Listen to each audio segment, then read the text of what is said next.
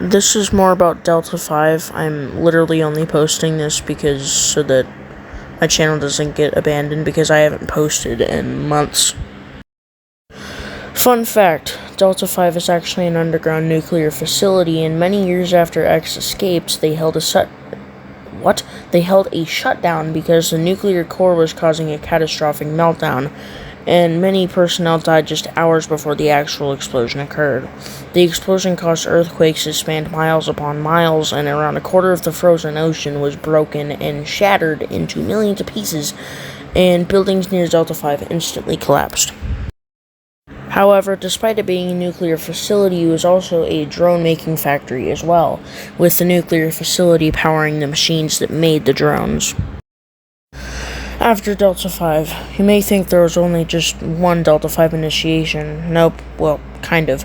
After the nuclear explosion, the Project Delta-6 initiation was created by leftover drones that survived the nuclear explosion in Delta-5. But they named the unit JMID Unit A, which is also where the Chimera drones are created, as you saw in the VHS slideshow video explaining Chimera drones. The Delta-5 initiation refers to multiple things, such as number 1, the first startup of the nuclear reactor, and number 2, releasing a drone, and number 3 is emergency protocols, which we will get into a protocol just in a second. The Singularity Protocol is where the dense gathering of data and energy reaches a tipping point where it can no longer sustain its own volume, and silently but surely forces the nuclear core to expand by small amounts every second, before forcing an employee to hit the coolant discharge button to cool the core down by a lot, causing it to shrink.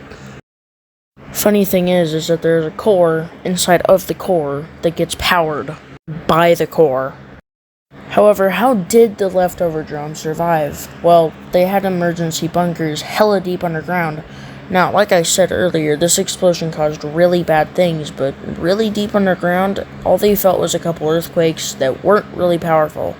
When they got out of the bunkers, they had a really hard time getting out of the facility in general, but it was a matter of life and death, so they kind of had to.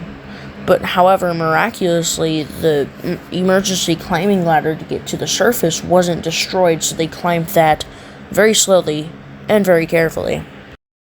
How many employees worked there? There were 456 humans, and there were 546 worker drones. In total workers, there were 1,002 workers. That is a lot of workers, but you gotta think that entire place is a huge nuclear facility connected to a drone-making factory. That's pretty insane. Anyway, the end. Bye.